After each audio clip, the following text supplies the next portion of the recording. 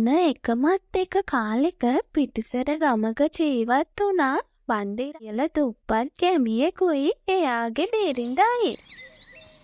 බණ්ඩේරාල හේන් ගොවිතැන් කොච්චර කරත් කිසිම ඵලතාවක් හරියට ලැබුණේ නම් නෑ. ඉතින් මේ ගැන බණ්ඩේරාල ලොකු කනස්සල්ලකින් තමයි හිටියේ.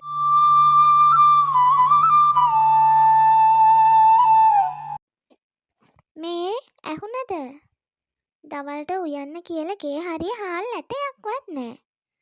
අල වගේක් තිබිලා ඔන්න මං උදේට නම් තැඹුවා.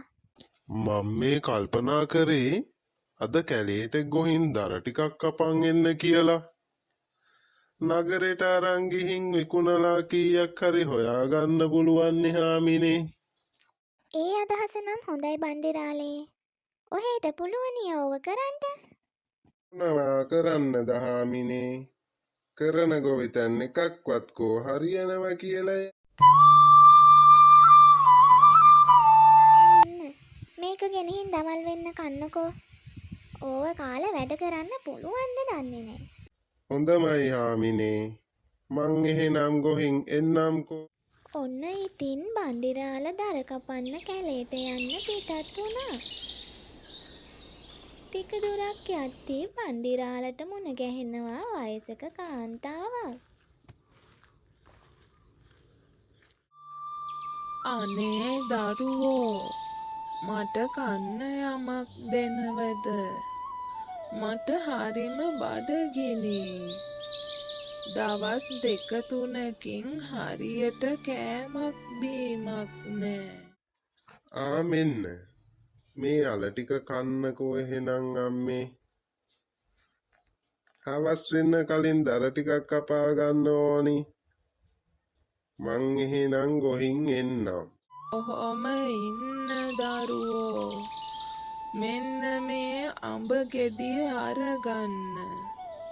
මේ අඹ ඇටය පැල කරලා ඒකෙන් ලැබෙන අස්වැන්නෙන් ඉදිල බිමට වැටෙන ගෙඩිය විතරක් ප්‍රයෝජනයට ගන්න.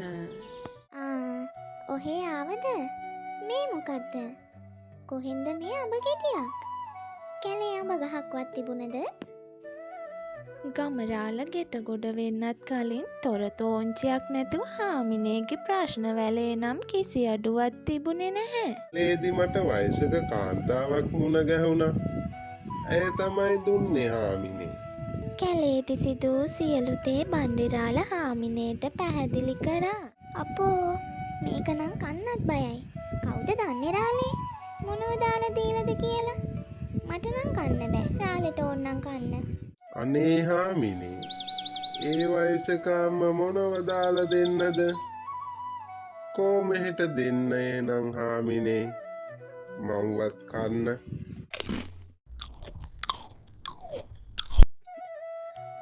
ගමරාල අඹ ගෙඩිය රස කර කර කද්දී හාමිනේට කෙලගිලුණි ඉබේටමයි.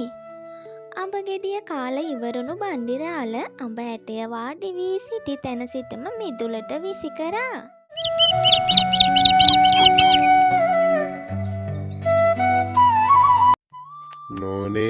නෝනේ මේ ඉක්මනට එන්නකෝ. මේ බලන්නකෝ ඇවිත්. මොකද රාලේ? මේ උදේ පාන්දර බෙරිහන් දෙන්නේ? මොනවා? මම මේ දකින්නේ හීනයක්ද රාලේ? මේ රත්තරන් අඹ නේද? ඒ කියන්නේ ඒ දුන්නු අඹ ගෙඩිය මැජික් අඹ ගෙඩියක්ද? අනේ අපි දිහා දෙවියෝ බැලුව රාලේ.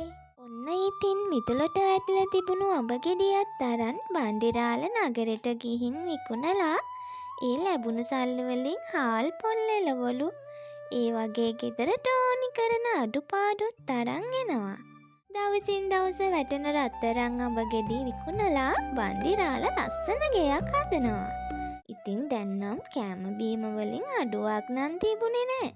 මේ රාලේ මම මේ කල්පනා කරේ අඹ ඔක්කොම ටික කඩලා විකුණලා යහමින් සල්ලි ටිකක් අරන් වාහනයක් ගන්න කියලා. මොකෝ ඔකේ අය ගෙඩි හැදෙන්නේ නැතේ කියලා. හාමිනේ ඒ වැඩේ නම් කොහොමටවත් කරන්න බෑ ඕන්. මතකනේ අර වයසක අම්මා කිව්වා වැටෙන ගෙඩිය විතරක් ප්‍රයෝජනයට ගන්න කියලා. වැඩි තණ්හාවක් ඕනි නෑනේ හාමිනේ. මේ සල්ලි ටිකක් යහමින් අපිට තියෙන්නේ. ඒ මැදෑ හාමිනේ. සල්ලි ටිකක් එකතු කරලා වාහනයක් ගන්න බැරිය. කෝ ඉතින් මං කියන දෙයක් අහනවා කියලා. මොලයක් තියෙන ඕනිම කෙනෙක් කරන්නේ මේ ඔක්කොම අඹ ටික කඩලා කීයක් හරි කන එක. ඒකට ඔහේ අර වයසක ආච්චි කෙනෙක් කියපු දෙයක් විශ්වාස කරගෙන දුක් විඳිනවා. අනේ ඉතින් මට තියෙන මොලෙන් භාගයක්වත් මේ මිනිහට තිබුණා නම්. ඔන්න ඉතින් පහුවදා උදෑසනම අවදි වූ බණ්ඩිරාල එකතු කරගත් අඹ ටිකත් අරන් නගරෙට යන්න සූදානම් වුණා. ගමරාල ගෙදරින් පිට වෙනකන් ඉඳලා හාමිනේ ගමේ සිරිපාල කොළුව එක්කන් ඇවිත් අඹ ටික ඔක්කොම කැඩෙව්වා. අනේ දෙවියනේ මේ මොකද උනේ? අඹ ඔක්කොම කොළ පාට වෙලා. රත්තරන් අඹ වලට මොකද උනේ? ඇයි මේව කොළ පාට උනේ? ගහේ තියෙද්දි රත්තරන් අඹනේ තිබුණේ. අපුයි මගේ දෙවියනේ. මේ මොකක්ද කරපු වින්නැහිය? මං කොච්චරවත් කිව්වේ නෑ හාමිනේට මේ දේ කරන්න එපා කියලා. කෝ කනකටවත් ගත්තේ? ඉතින් සුමනගේ තිබුණු අධික තණ්හාව නිසා සුමනට විතරක් නෙමෙයි බණ්ඩිරාලටත් ලැබුණු වාසනාව අහිමිව ගියා.